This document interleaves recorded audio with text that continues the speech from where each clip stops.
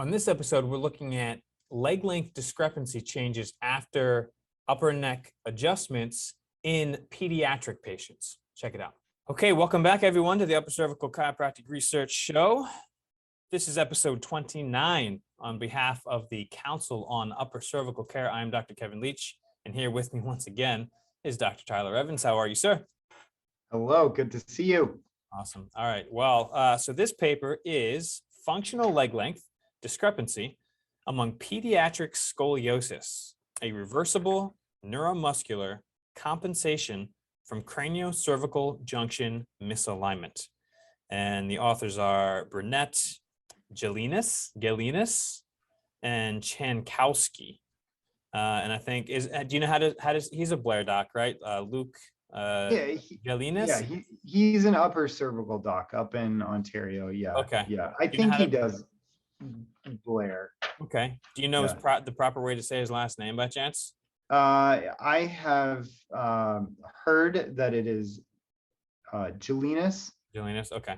Maybe that's like the American and Canadian way. Yeah, it might be Gélinas. I was talking with the Blair Society last night about that. I was trying to get his name right, but either way, Doc. Either way. Yeah.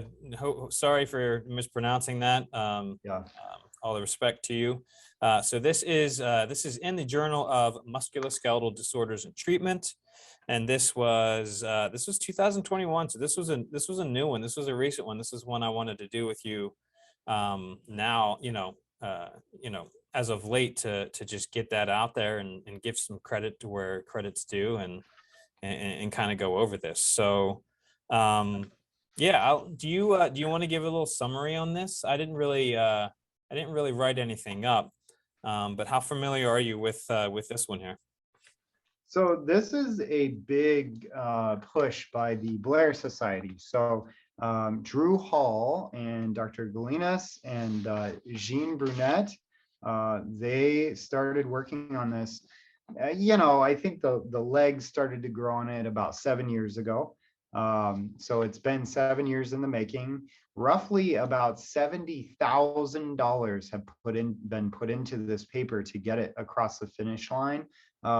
It's a good paper, right? So the results are very solid, and it's in a high tiered paper. So that makes a big difference when you're talking, that paper that we just did on the oral appliance and Dr. Chris Chapman, that was in Matthew, we didn't even discuss that, but it was in Matthew McCoy's paper, which is a low tier paper. Unless you're a chiropractor and you're part of that journal, you don't have access. So you can't, medical doctors can't see that, right? This paper can be seen by the world, right? And any doctor can pull that up.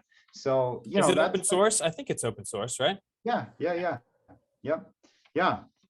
So, it's a big deal, and it's at McGill University. That's where a lot of research is done, right up there in Ontario. I believe maybe Toronto, maybe somewhere right up in there. But, really prestigious school done by a really prestigious researcher. And the program is the JASON program. So ever since I've been in the Blair Society, they've been talking about this JASON thing. And JASON stands for, I just had it here a second ago, but it's juvenile, where's that? Hang on. Juvenile adolescent idiopathic scoliosis, occipital atlantoaxial neurobiomechanics. So that's what JASON stands for. And I believe that's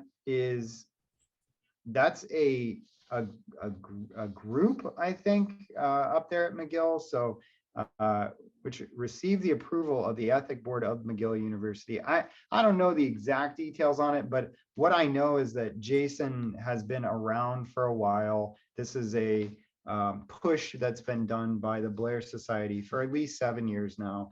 And we finally got the first paper. There's actually 2 more, I believe, that are coming to follow up to this study. So one of the groups that actually really helped was NUCA. Applaud. Yay, NUCA. Thank you for the money to help get us across the finish line there. Yeah, nice.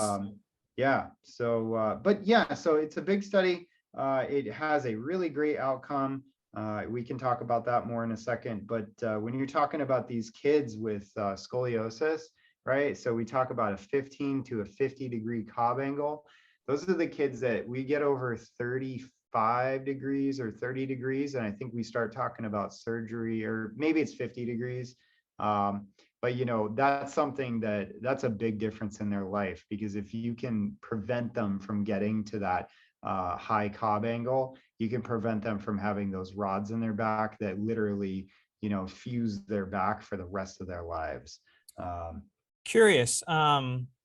Yeah, I know it seems like about, with like the costs and everything with the study. Do you know why they didn't measure the scoliosis as well? That's one of the other studies. Oh, okay. Got it. This So was the leg length study. leg length. Got it. So Yeah. they just took the idiopathic, so the children with scoliosis, idiopathic scoliosis, right? And they just measured the hip and leg length change, right? Correlated to the upper cervical spine, and definitely saw a correlation improvement after adjusting the atlas bone, period. Yeah. Right? Yeah. Yep. And this is a pattern that's been seen in the literature, is that the neck actually has a lot to do with scoliosis. Right. So that's where this impetus kind of came from to start studying this. Yeah, I mean, it only makes sense. I tell my patients all the time, it's like you have a misalignment here, it changes your hips. Well, your spine's sitting on your hips. So it's like we do an upper cervical adjustment, but it's a full spine adjustment, because we actually shift the hips, and the entire center of gravity is going to change and balance out. So this is going to be, go ahead, sorry.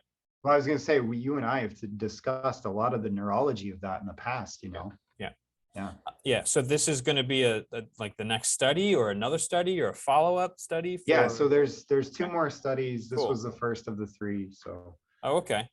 So do you know what's the difference between those two? So I think that the other studies, I believe, are studying the scoliotic changes. Got it. Yeah. Got it. And there's been some other studies like that. I know, I believe it was Kim Kov had the spinal, the pediatric spinal scoliosis study through NUCRA. Do you remember that back in the early 2000s? We could do that at some point. So that might be a good study. Yeah. I believe that was in Matt McCoy's journal, but there's been a lot of those, pediatric scoliosis changes that have been studied before. And it's just getting the word out, right? Because kids are, their parents are worried, kids are worried, they've got this, it usually results in back pain. They have headaches a lot of times, they'll have neck pain, they might have numbness and tingling. They have all kinds of stuff going on. They don't know why, but you go and you take an x-ray of their back, and it's curved quite a bit. And sometimes it's a hemivertebra, sometimes it's misalignment, sometimes it's a combination of the two. I have a patient that is now 3 or 4 years old. When she first came to me, so her grandmother was under care, and she had just been born. I think it was maybe 6 months in, they were doing PT, and her head was literally laying over on her shoulder, and she couldn't lift her head up off of her shoulder.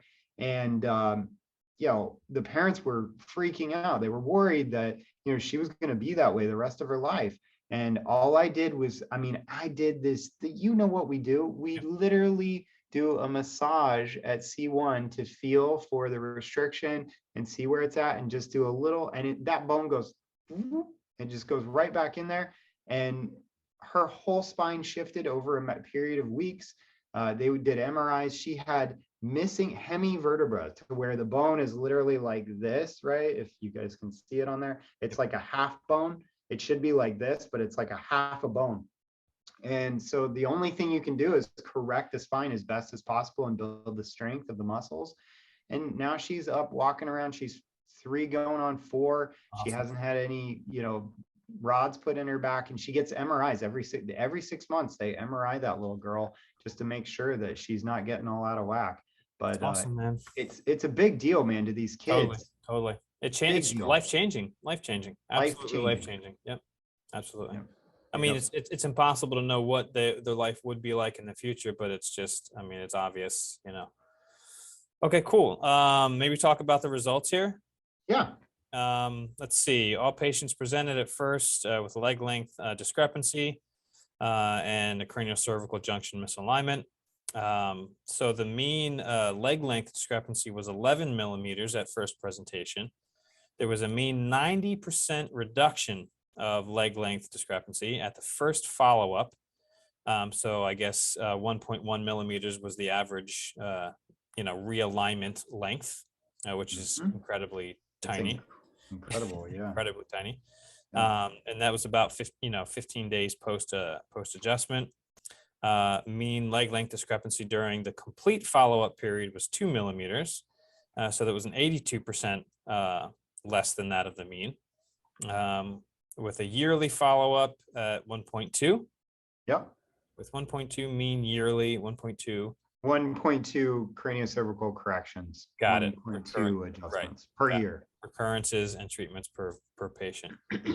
Cool. Yeah. So that's great. I mean, so obviously they just found a definite, correlation between the adjustment and leg length discrepancy. So that's kind of step one, establish that there's definitely there's a correlation there. There's a connection, causation. Yeah, and I believe if I recall, headed back to Dr.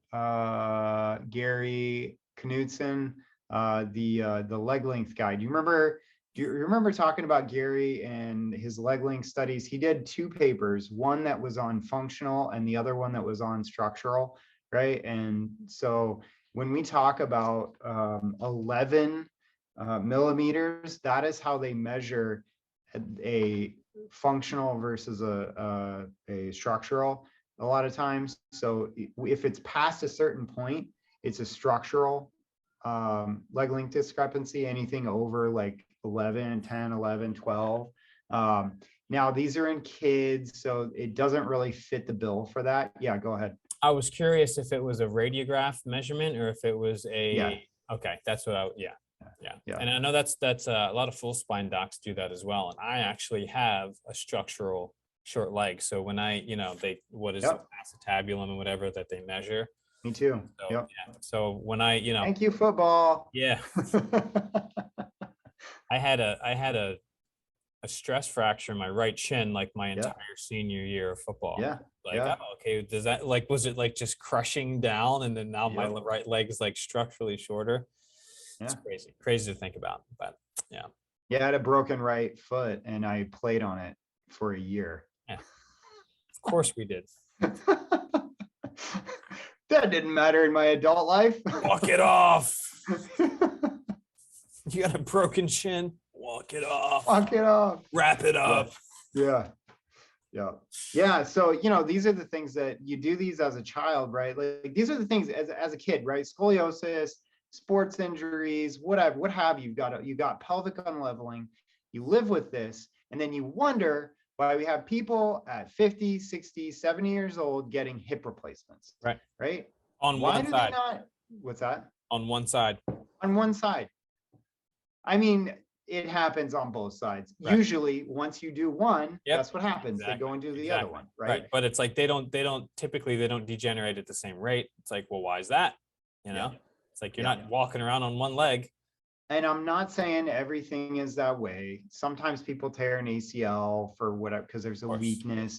But why is there a weakness, right? So like, if there's a structural issue, why don't we look at alignment first, correct the alignment, try to keep that as good as possible, for anybody. Biomechanics, man, biomechanics. You look at some, you look at professional athletes and this player was plagued with injuries their entire career. It's like, why did Cal Ripken have the most starts? You know what I mean? It's like, maybe he had so it's like you have these differences in these athletes, and every single time I hear somebody like injuring themselves all the time, I'm just like, oh, they need to get some care. They need to get their atlas adjusted. They need to get by the biomechanics of their spine, which affects everything, under control. It's like, I want to get my hands on those athletes and get their atlases in place and see what would happen. Yeah, get them Right. balanced. Yeah, Yeah. I digress. All right. No, yeah. So, I think this paper is a great start. Again, similar to the last paper we did with Dr. Chapman. It's like, okay, here's some good data. Let's do some more, right? We need to do some more. And with this study, clearly pediatric scoliosis is a big deal. There's a lot of kids that get measured for this. And then here is an outcome. Okay, here's something you can do about it. And there's a lot of different procedures. I know Dr. Mark LaMancha in New York and Gary Deutschman, they have their scoliosis. Have you heard of them? He does AO. Dr. LaMancha does AO, Atlas orthogonal. And he says, he's like, I correct their upper neck, and then I put them in like a vest, or like it's a wild thing they made up. It's like a German scoliosis vest, or some sort of brace, a German brace. And it's like an old German, they've been doing this for a long time. It's like an old German scoliosis clinic that has this technology, and they brace kids and they get them away from rods and all the surgeries. So if you have people that are out there looking for solutions, there are solutions to pediatric scoliosis through conservative cares, Totally. the types of care.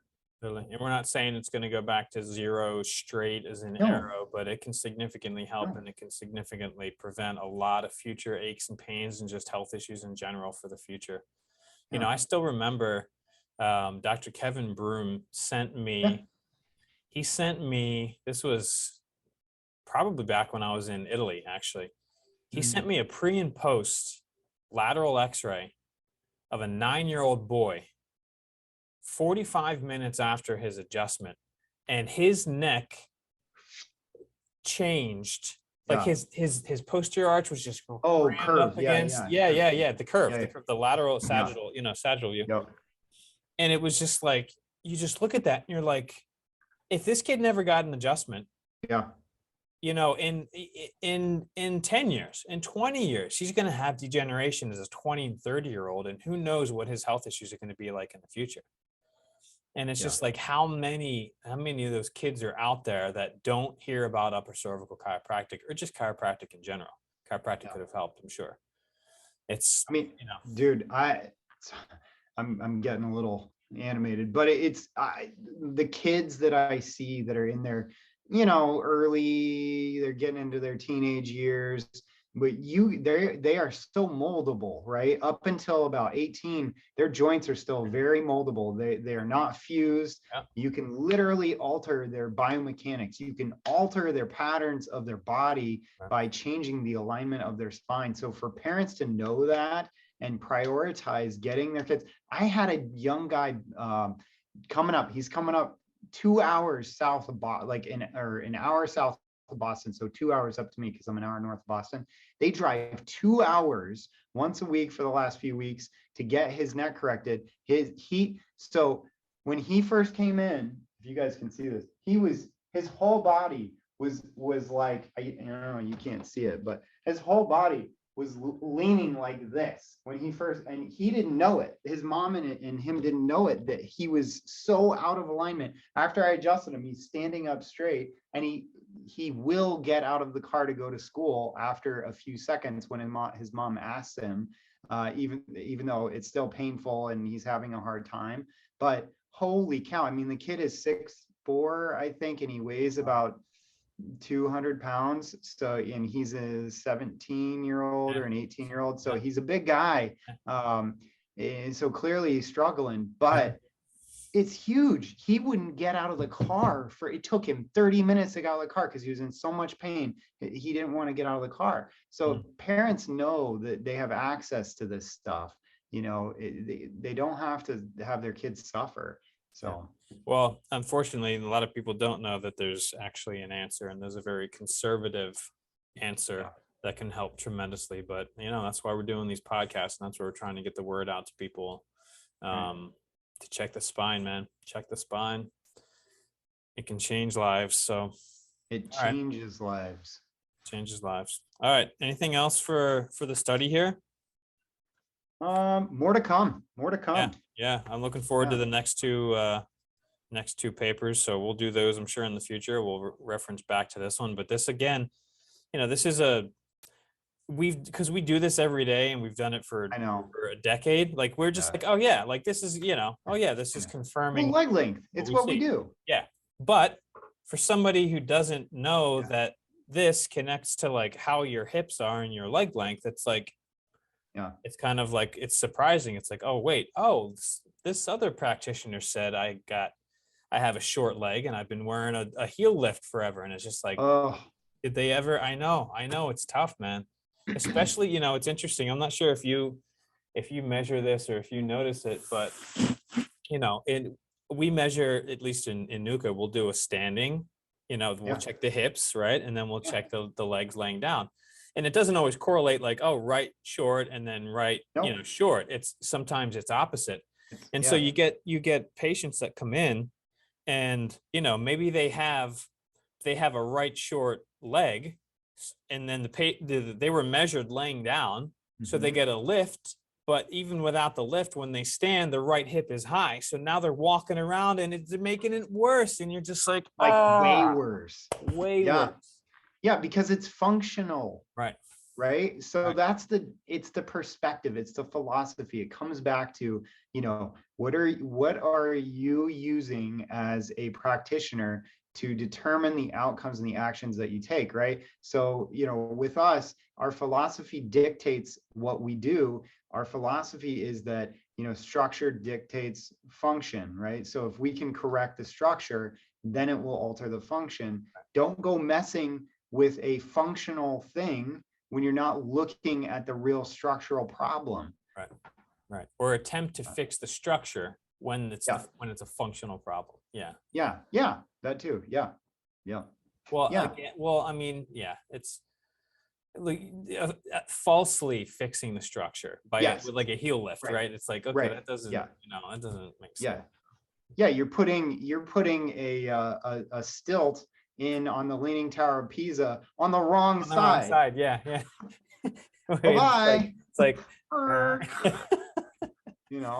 it is what like a lot of people do that stuff, and it's not to knock on it. I have some patients that do have a true structural short leg on one side, and they do need a heel lift and like actually a larger shoe on one side, and it helps them. But man, that's such a rare thing. It's so rare. It's so rare. You got everybody walking around with a short leg on one side because their neck's out. And you're not talking about that. Yeah. Cool. All right, man. Let us calm down for a second. Let's calm down a little bit. But no, so the paper, I think the beauty of this paper is, look, functional leg length differences. That's what upper cervical chiropractors are checking. Right. And when we recheck you, we're looking to see that we've gotten a functional leg length difference. This paper shows that at least in these pediatric scoliotic children, we're getting changes there. You can take what you will from that for adults. We need to do a study on adults and see the changes in adult leg length. And I know, that could even bring up another conversation. Gary, I said his name a little bit ago. Knudsen. He even said in one of his last papers that he kind of wrote off. He wrote off measuring functional leg length differences because of some findings that he was getting. And it's like, great, then let's do the study. Where's the study? Like, let's see the study, right? Yeah. Why have we not done that? Let's do that study. So, we got to do that. We got to do more studies. Yep. Awesome. All right, Doc. Well, let's wrap it up. Thank you so much for your input, and we will see you next time.